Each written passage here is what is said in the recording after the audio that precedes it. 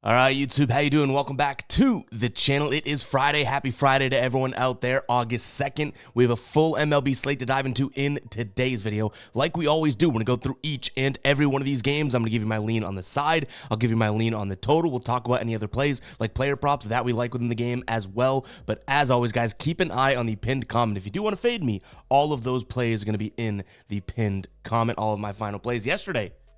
A nice little 2-0 night. Now it was just 2 half-unit plays and 2 wins, so I'm not going to bring out the money gun or anything like that, you know. We're not going to bring out the money gun. Just a little bit of mini sweep, all right? I can't resist there, but we shall take it. We go 2-0. Royals team total over, as well as their first 5 run line. Cash both of those at good odds, too. But again, they're half-unit plays, so we didn't want to bring out the money gun. But we had to, right? We had to a little bit. And I feel like we played yesterday perfectly because I said in yesterday's video, small slate, don't force anything, be conservative. This is about as conservative as we've been all season. We pretty much bet on one team and it ended up working out there. Unfortunately, our ride of the day, got to drop the womp womp on Amber here. The ride of the day does not come through. Cubs, Cardinals, Nerfy. I liked this spot a lot, but unfortunately, top of the first. Run comes in and we lose the ride of the day, but it got a lot of likes and I liked the spot. So again, shout out to Amber here for the ride of the day. If you guys don't know what the ride of the day is, all you gotta do is use hashtag ride of the day or ROTD in the comments. Give me your favorite play of the day, and then whichever comment gets the most likes down in the comment section, we jump on board with and ride with as a community, and you get a shout out in the next video, win or loss. If you win, we continue to ride with your pick. If you lose, unfortunately, you got to face the womp womp like we had to here. But nonetheless, it was a good attempt. So let's go ahead and jump into today's slate. Like I said, full MLB slate. We're back in action. Yes, we had a good day yesterday, but there's a lot more to eat today. So let's see what we got. Hit that like button. Hit that subscribe button. Let's rock and roll. We're starting off with what I think will be a good game. You get the Cubs taking on the Cardinals here. Javier Asada on the mound for the Cubs. Going up against Eric Fedde for the Cardinals, making his Cardinal debut here on the season. Fedde pitching for the White Sox has actually been decent, and he's been good, and I'd put it at good. He's been above average at times, but overall he's been good, right? And he's been pitching pretty well, but he's never had a good lineup behind him or anything like that. Now he's coming to St. Louis, who against right-handed pitchers last 30 days, Asada is a right-handed pitcher, average of the 5th best in the league, 7th best WRC+, striking out in the bottom 10, which is a good thing, on base percentage 12th, 9th in terms of OPS, 13th in terms of ISO, and then 8th in terms of slugging. So maybe Eric Fedde finally has a little bit of an offense behind him here.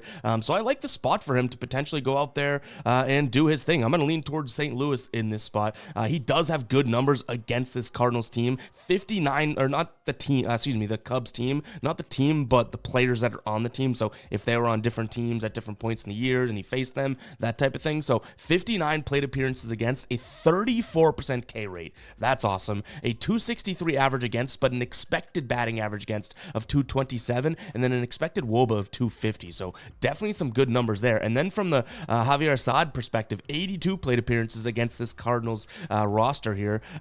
Strikeout rate below 20, average against, expected batting average against 283, and an expected WOBA of 405. So I don't expect him to go out there and absolutely shut down this team. He's had a couple starts against them so far this season, and honestly, 2 of his worst starts in the year. So give me Eric Fedde and the Cardinals today on the money line here. In terms of, if we want to play that full game or first 5, you're splitting hairs at this point. Both of these bullpens are relatively similar, in my opinion. In terms of a total, it's sitting at 7.5. I like the over. I almost think that maybe it's a Cardinals team total over or something like that, but I'm much more, inclined to pull trigger on Fedde and the Cardinals today than I am the over, but I think that 7.5 just seems a little bit too low. Like, I think this should be an 8 number, but it's not. And I guess if I were to give the other side, because clearly I'm pretty strong Cardinals here, the one thing that probably prevents this, if it were to not be a final play, so if you're checking the pinned comment and it's not there, that would be the fact that it is Fedde's first start here. You know what I mean? For a new team, it's that's not always the best spot as a pitcher. Let him acclimate to his new team. But nonetheless, that, I don't know. If we weigh the pros and cons, that seems like it shouldn't hold as much weight, right? All right, next up, we got Detroit taking on Kansas City. Tariq Skubal on the mound for Detroit, going up against Cole Reagans here. This is a tough one because you have Kansas City's offense, who has just been absolutely scorching, and Detroit's offense has been absolutely abysmal. And you have Tariq Skubal on the mound, who's, arguably the best pitcher in the league right now. So it's what do you trust? Do you trust the offense or do you trust the pitcher? In this spot, I do think that there's a chance that, we could see the Royals get to him. He pitched against them twice this season. First was in April. He went 7 innings, only 1 earned run. That was amazing. And then about a month later in, late May, 5 innings pitched, 6 hits, 1 home run, 4 earned runs, 2 base on balls as well. So 2 different stories in terms of Screwball here. Now, in terms of how the Royals have been batting lefties, 8th best average, best K rate, so I don't think he's going to strike a lot of guys out, but their power numbers are kind of down. So I kind of sit here and say, okay, I'm not necessarily bullish on the Royals offense today like I was yesterday. I'm more inclined to kind of take a peek here at fading the Royals to some degree, just not on the game because I don't want to trust the Tigers offense. So I almost want to flip on what we did yesterday and lean team total under for the Royals right now. Let's see what we can get for odds. We don't have that prepped. Yeah, I mean, under 4.5 here, minus 175 on Caesars, a little bit too much, so that would be the spot that I'd like, but again, Scooble on the mound is going to skew that, so I think that he has a good game. I just don't want to get all the way to Detroit on the money line because I don't know if they can score, so the way that I would have played this is probably Kansas City team total under, but obviously the books have caught up to that, so I guess if I had a gun to my head and had to pull trigger here, it'd probably be trust Tariq Skubal, and you're not often going to get him at minus 115 odds. So again, unfortunate this has been kind of priced out, but that may be the path to getting there. I'm trusting the pitching. In terms of a total, 7, again, like I know I'm saying that I think Skubal's going to do well and all this, but even still, you take Skubal out of the equation just for 1 minute, and this Royals offense has been amazing. They had 7 runs themselves yesterday, so it's hard to get to a full game under as well. Again, I was looking at Kansas City team total under 4.5. What if the Tigers do get to Reagan's or something like that? So tough game to peg here, but again, all this rambling, I would say I'd like Kansas City team total under 4.5 if you could have gotten it at a good price. I guess I would pull trigger on Detroit money line, and then that total I don't really want to touch. All right, we got Pittsburgh taking on Arizona. Brandon Pfaadt on the mound for Arizona, taking on Luis L. Ortiz for Pittsburgh here. Arizona's offense still just absolutely cruising at the moment. You can say that Pittsburgh's offense is as well. In that series against Houston, which they won 2 of 3, they score 5, 6, and 4 runs. In the series against Arizona before that, we're back here playing Arizona, 3, 5, and 6. They kind of started to ramp up, but overall, I just don't think that you can really fade Arizona's offense right now, especially against a guy like Luis Ortiz. So I'm going to lean towards Arizona here on the money line. Minus 125 odds seems like you're getting a very good deal for a team that's just cooking offensively. I don't mind the idea of doing a first 5 money line or first 5 run line either for better odds, just given the fact that Arizona's bullpen is pretty volatile. Now, the Pittsburgh Pirates don't have the best bullpen either. I'm just saying to kind of control your variables here in a sense. Maybe the first 5 could be the play. Plus 110 on FanDuel right now for Arizona, minus 0.5 in the first 5. To get plus money for a team that I do believe has the better offense could be a decent look here. Now, Brandon Pfaadt's on the mound, like I said, he was scorching. I think he had, take out his most recent start, the 4 before that, had like 2 earned runs total. So he was scorching. Then his last start was a bad one. And why I bring up that last start was because it was against Pittsburgh. So they've seen him. They touched him up last time. 6 innings pitched. I believe 7 or 8 base runners, 5 earned runs, 1 home run. There was only 4 strikeouts. So it's like, yeah, I mean, he pitched what you could consider a decent game until they left him in there too long. I think he went 6 innings.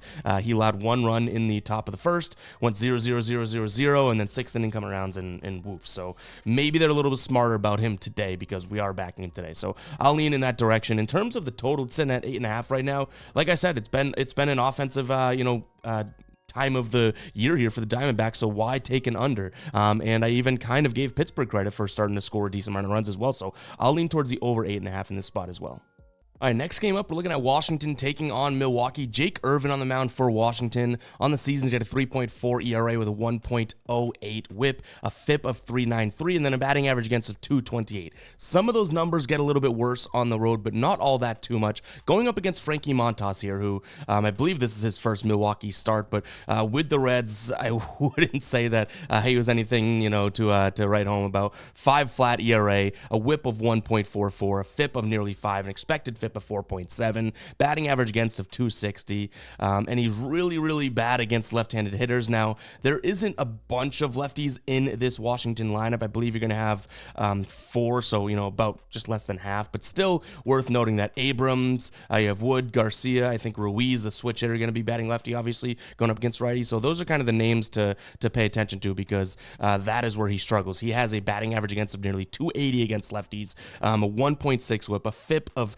6.37, so not all that great, right? All that to be said, I think that there's a spot here to make a case for some plus money for the home team. The home dog, Washington, their bats actually against right-handed batters have been better in the last 30 days than Milwaukee's. Milwaukee, if we jump into the dashboard here, you'll see it. Like Milwaukee, their bats are decent because, ready, if we switched this to left-handed pitcher, say Jake Irvin with a lefty, watch what happens to this, right? That greens out. Unfortunately, Jake Irvin is a righty, and Milwaukee has been struggling the last 30 days against righties. Washington, kind of middle of the pack. I'm not going to brag about their offense against righties, but they've been pretty damn good, and Frankie Montas is not looking all that hot, so I do think this could be a spot for a nice little, plus money play on Washington. Maybe a first 5 play, because if you take a peek at the bullpen numbers, ERA rank and WHIP rank, we have a clear advantage Milwaukee, so maybe that's a spot where we can kind of say, okay, let's just go first 5.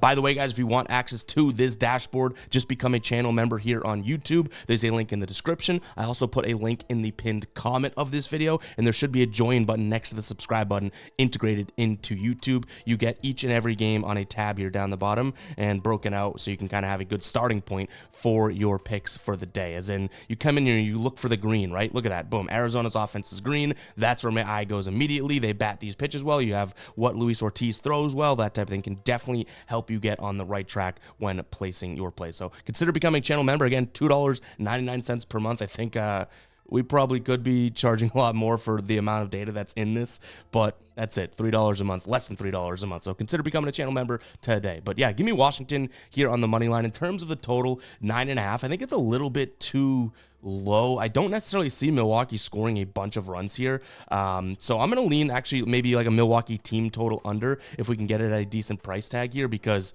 again, like I think that this is going to be a spot in which Jake Irvin, I don't want to say he actually can deal, you know what I mean? Because he's had his obviously his good starts and his bad starts. He's coming off of 2 good starts, but before that he kind of had some pretty damn bad starts. But I think he also had, if I'm not mistaken, I don't have it in the notes, but I think he got shelled by Milwaukee earlier this year. So it's almost like I'm saying, let's forget about that for a second. But I don't think that Milwaukee's going to go out there and score a boatload of runs. So I don't think that he deals in the sense of like, absolutely shuts them down. But you can get under, I think, 4.5 runs right now for plus money for Milwaukee. That may be my move. Like Milwaukee scores 4 runs today.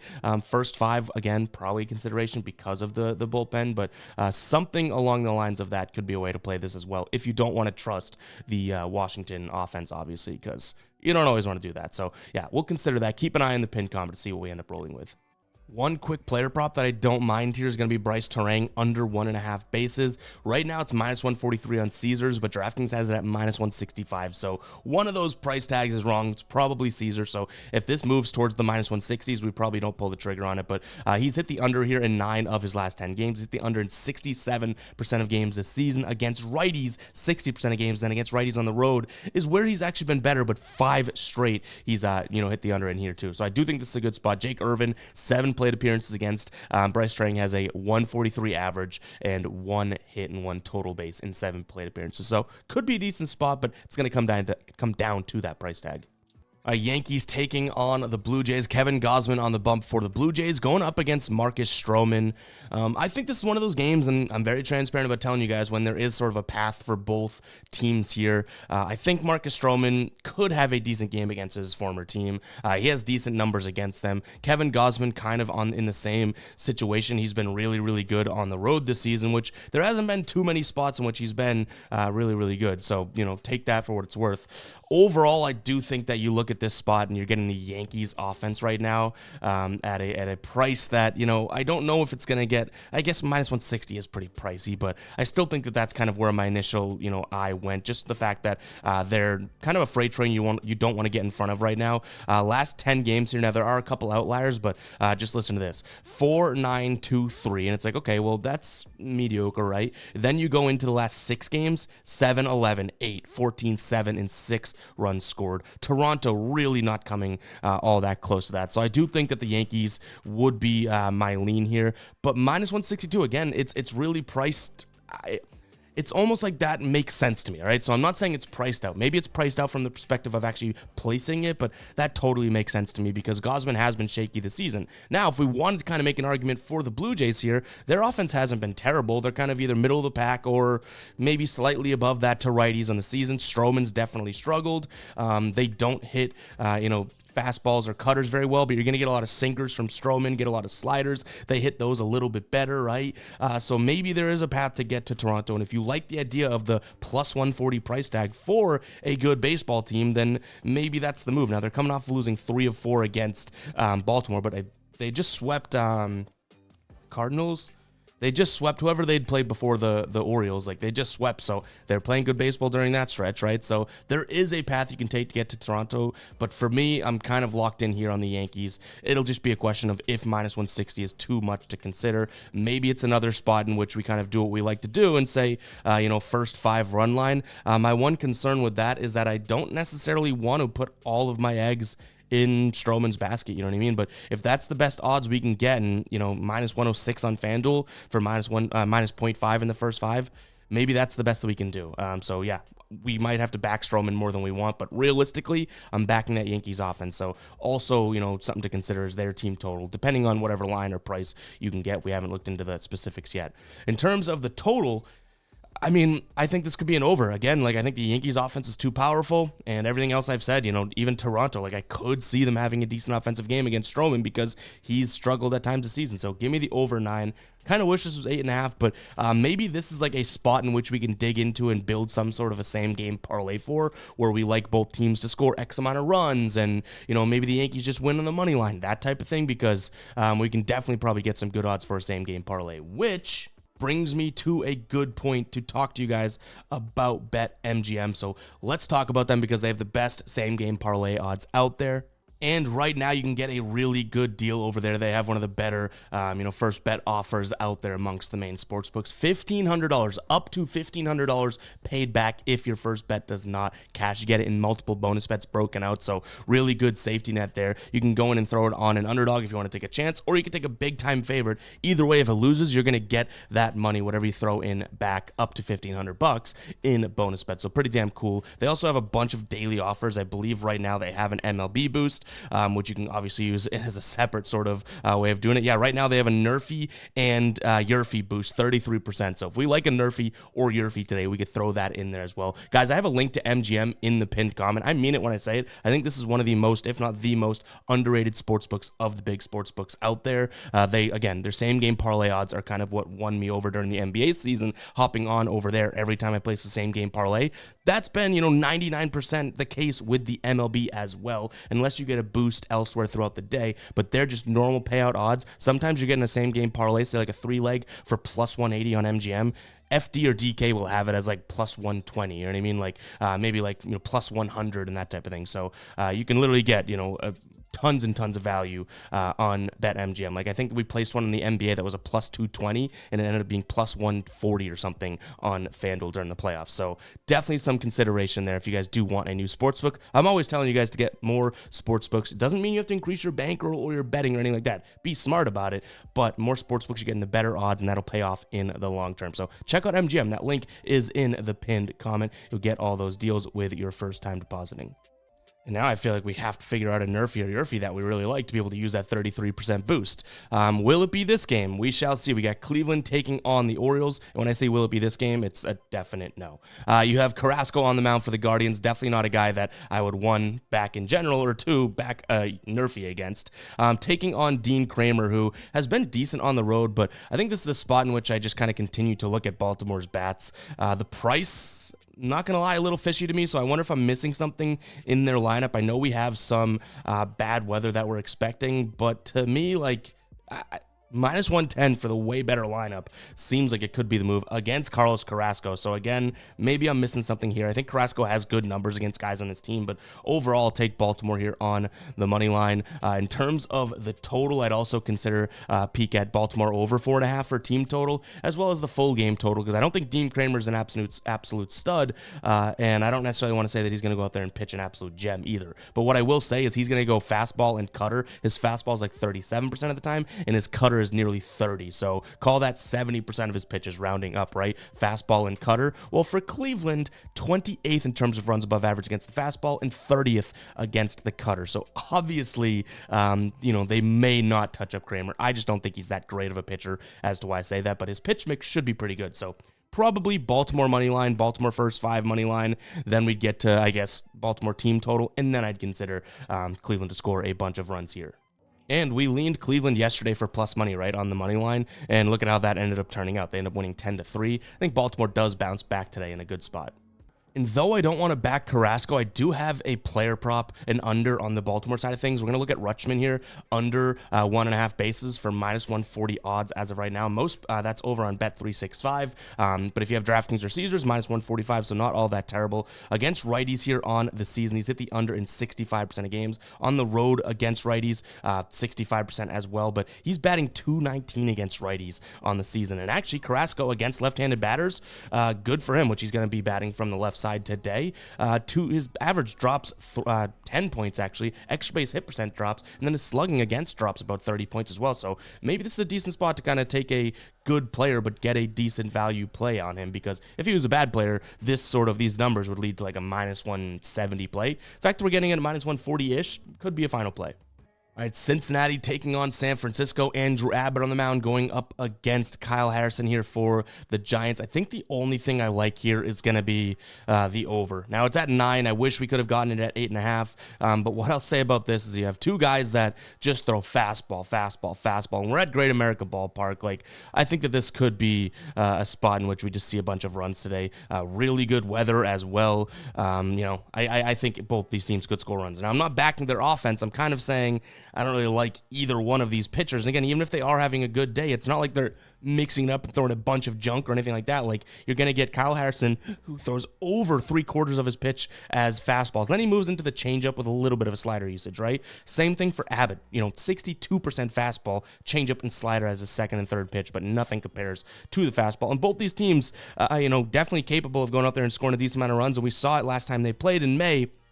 They had an 11 total score game. Last time they played in Cincinnati, I believe they had a high-scoring game as well, but that might have been last year. So, yeah, I'll lean towards the over. I don't think this makes its way into being a final play, but there's nothing on the spot that screams under to me. And, again, we're in a hitter-friendly ballpark. So, in terms of a money line play, if I had to, pull the trigger on something here, I think I'd trust the Reds being at home and just playing what I'd consider, better baseball. And you might be saying, well, San Francisco's won more games in the last 10 than the Reds. San Francisco is back-to-back series here against Colorado and Oakland. Like, I don't want to put too much weight into that, So I think the Reds probably pull this one out, but the over would be my main lean, if anything, in this game. All right, Braves taking on Miami. We could probably go through this one pretty quickly because I'm not exactly sure who's starting for Miami. I've seen Sean Anderson. I've also seen someone named Viante Belozo, right? So not exactly sure who's starting, but either way, this would be a spot in which I think that the Braves are too priced out. And with Schmellenbach on the mound, like, I don't necessarily want to fade him, right? He's actually been looking pretty damn good. 2 flat ERA over his last 5 games here. So again, hate to kind of do this, but I think this is a spot in which we probably don't end up touching today. If anything, maybe we look at the Braves, first 5 run line, but even still, you're going to be paying a lot of juice. I could almost get behind the idea of a Nerfy, as well, as crazy as that sounds. I don't know if I want to trust this Belozo Bozo, but Schwellenbach should be able to go out there and get 3 outs. And then it's like, this Braves offense has not been cruising, you know what I mean? So if that's the case, then maybe that's a spot where you can actually look at a Nerfy. I'd also consider the under, because the Braves, even if they score a bunch of runs, I don't think the Miami Marlins will. And say the Marlins have a good day today, it's like the Braves offense still isn't the Braves offense that we think we know and love. So I'd lean towards the under as well. But as I even talk through this one, the Nerfy could be a spot, because I feel like a lot of people aren't going to be on that. We might be able to get some decent odds. Which, looking now, plus 105 over on FanDuel for the Nerfy. that could be something that we consider. We just got to trust whoever the hell is pitching for Miami gets 6 outs, which who knows. All right, Texas taking on Boston here. Jose Urena on the mound starting for Texas. He's really been obviously not a multiple inning guy as of late, so kind of interesting to see what they're going to do. He did pitch, I believe, 4 and 3 innings of work in his last 2 starts, so maybe they're going to give him some leeway here. You have Cutter Crawford on the mound for Boston, who was pitching phenomenally, and then went up against the Dodgers, 5 innings pitched, 7 hits, no walks, which is good, 6 earned runs, but 5 home runs, okay? Then he went on to the Yankees, 4 2/3, 3 home runs let up, 5 earned runs. Again, no walks, but let up 8 hits, and 3 of them being home runs, like I said. So last 2 starts combined 8 home runs for Cutter Crawford here. So not the best. On the season, he's still pitching okay, right? 3.6 ERA, 1.08 whip, a FIP of 4.4, batting average against of 222. So still willing to say that, maybe he has bounced back. And again, Dodgers and Yankees, it's like, look at those 2 teams. Like, can we cut him some slack? Some slack doesn't make it all that good. He's really good against left-handed hitters, which I think is a decent spot here with Smith, Seager, and then Lowe as well. And you're also going to get Heim and Tavares. So you have multiple lefties in this lineup that he could kind of suppress. Now, you're still going to have Arcia, Jung, Langford, and Simeon from the right side, but kind of Seager, in a sense, is the one that kind of caught my eye there. It's like, if we could suppress that, that could be a good spot. Because, again, limiting home runs against Cutter Crawford seems to be a pretty important thing to do, right? Overall, Boston takes 2 of 3 against Seattle last series. Texas loses 2 of 3 against St. Louis. In my opinion here in this spot now, the price is, I would say, priced out in the exact spot as which I would, predict. But you're getting what I'd say the better starter, the better bats, and then even the better bullpen in Boston. So minus 115 seems like it could be worth it here. I'd go full game because we've seen this Red Sox team sort of bounce back and fight through. Like, we've won plenty of first 5 bets with them this season, but the more and more we take these Red Sox, it's like they need the full game to pull it out. Look at that game against the Mariners when we had them on the money line, right? They win 3-2 in the 10th. So I think full game could be the spot here. In terms of the total, I think Cutter Crawford has a decent game, so I don't think the Rangers really get to like 5 runs. Boston could, but I wouldn't be surprised if I see like a 4-3 game here with the Red Sox winning it. We didn't see their offense absolutely explode in that last game against Seattle. They won it in extras, so maybe they're cooling off a little bit because surrounding that 14-6 run game, those games 1 and 2 against Seattle, they had a 2-run game against New York and they had a 3-run game against Seattle. So the sandwich meat looks good, but maybe this is another game of the bread. I don't know if that makes sense, but you know what? It is what it is. We'll drop the drum snare. Give me the under in this spot as well.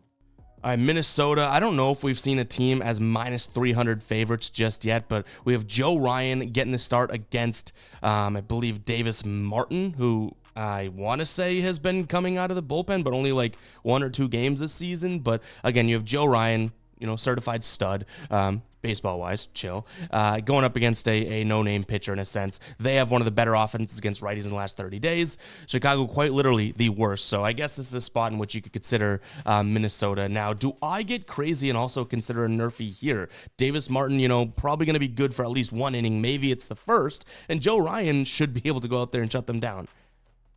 Maybe I'm getting crazy kind of finding these nerfy spots, which no run in the first inning is nerfy. Backing like a good pitcher, like even the Atlanta one, it's like I'm trusting that we have 50% of the job already done, right? So maybe it's a spot. I think it could be kind of crazy. If we can't get, I would say, plus money for this, just like we did or would do with the Atlanta and Miami one, we probably don't pull trigger on it. It's minus 120 on ESPN. Maybe that's a little priced out, but overall, Minnesota on the money line. Sure, you can consider them on the run line if you really feel like you need to bet Minnesota today, but if you guys don't know, when I take those minus 1.5 full game run lines, I like it to be near even odds. Minus 140 right now for Minnesota to win by 2. Not exactly my dream scenario. Total sitting at 8.5. I'd say the Twins score a lot of runs and the White Sox don't, so maybe you consider a team total under for the White Sox, team total over for the Twins. All right, next up we have Houston at home taking on Tampa Bay. Yusei Kikuchi making his first start, or at least scheduled to make his first start here for Houston, going up against Shane Baz for Tampa Bay. Kikuchi, has had a decent year. He throws a lot of fastballs, which was the first thing that I looked at. How does this Tampa Bay team hit fastballs? 19th in the league right now in last 30 days in terms of runs above average. So that's obviously a good thing. The slider they don't hit, and then the changeup is going to be the pitch that they do hit. He throws that 14% of the time.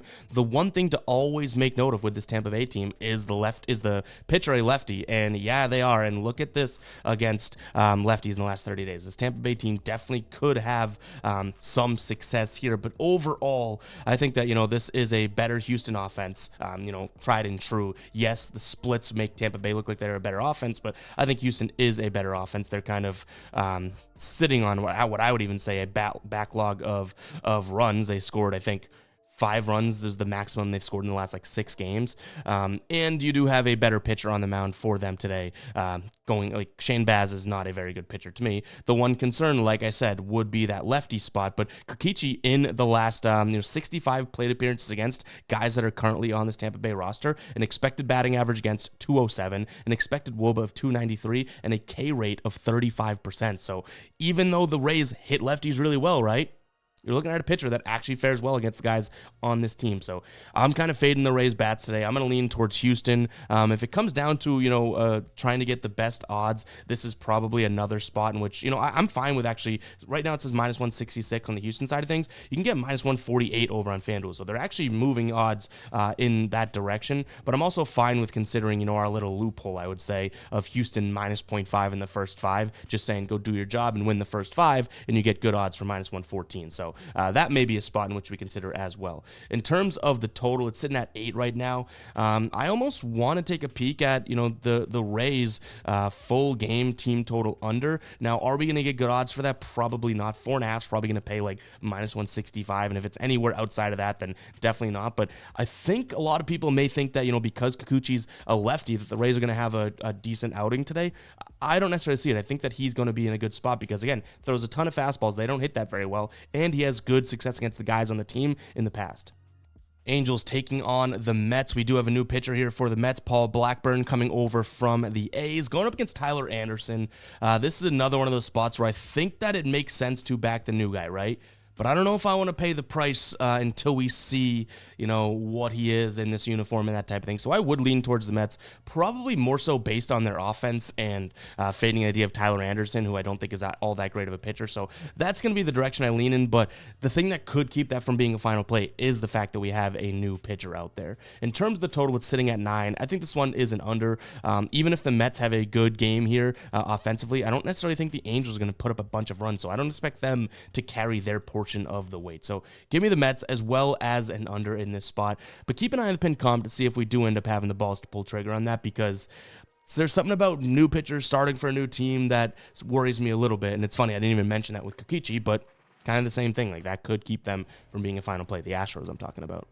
All right, really quick, before we get into the last 3 games here on the slate, I want to talk to you about Prize Picks' new sign-up offer. If you're a new user, you can place a $5 lineup over on Prize Picks. You're going to get $50 back instantly. It doesn't matter if that play cashes, if that play loses. You could put 6 guys in there, all 6 of them lose. You're still going to get $50. Hell, if all 6 of them win, you're going to get the $50 on top of whatever you make from the lineup. So head over there. I have a link in the pinned comment to sign up for Prize Picks. I think this is an awesome deal. They had the 100% deposit match for a long time. Now this new lineup promotion, I think, is going to be really, really cool for a lot of people, because again, just $5, you can 10x your entry right away by placing a $5 lineup. So go ahead and check it out. That link is in the pinned comment. If you don't know what Prize Picks is and live under a rock, move that rock. I know you're strong enough. It's a player prop app in which you combine 2 or more player props into an entry and a lineup, and then depending on how much you get right, you get paid out for it, right? So go check it out.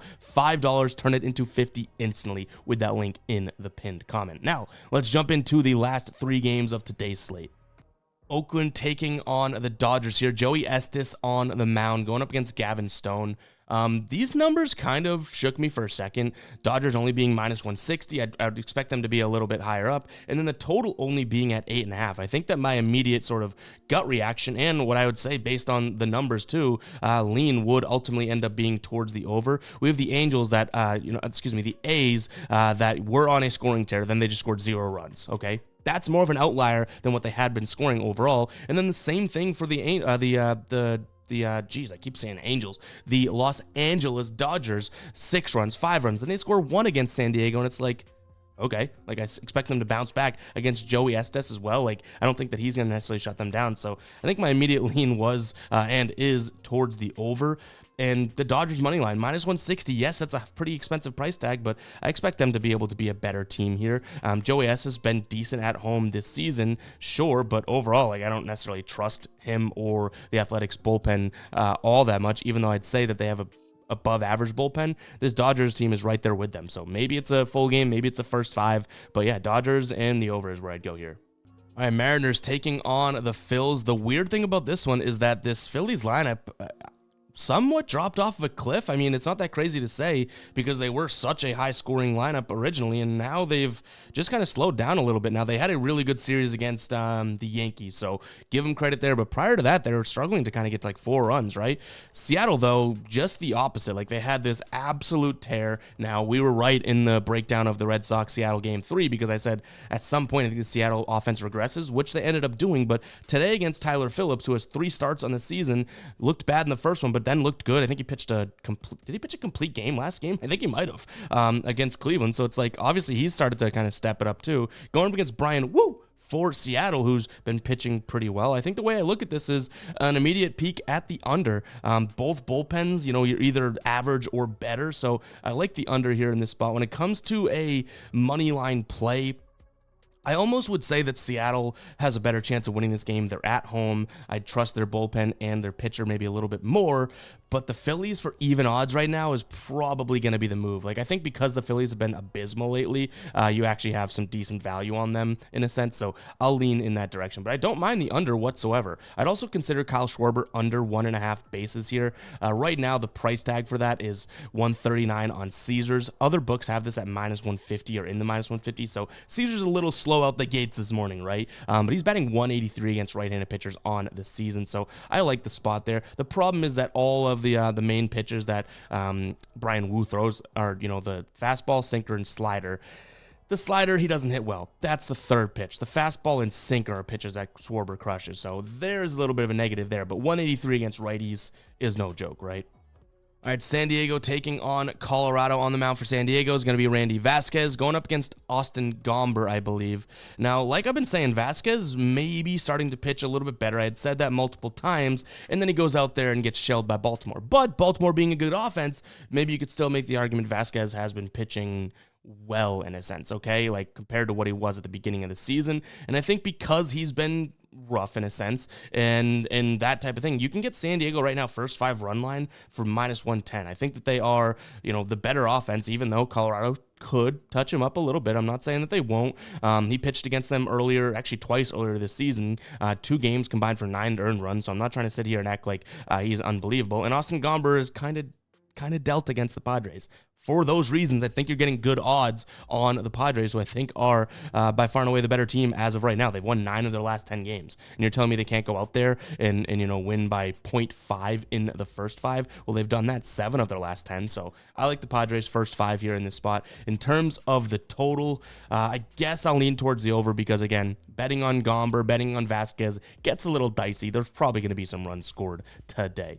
But guys, it's going to wrap it up for today's show. Hopefully you guys did enjoy. If you did, hit that like button. Absolutely hammer that like button. Subscribe to the channel if you are new. And again, to get access to our dashboard and that starting point and one-stop shop sort of for your betting needs, we put a lot of work into that. It's just $2.99 per month. Appreciate all of the hundreds of Ballers channel members that we have today. But you know what? I think everyone can benefit from that. And I think we're giving it at a very, very, very fair price point. Like we could be charging a lot more for that. So consider $2.99. If you don't find value in it, then cancel it next month. But I think you'll absolutely enjoy it. We put a lot of work into that at the beginning of the year, and we keep tinkering with it. But nonetheless, rant over. My little pitch to tell you guys on that is over.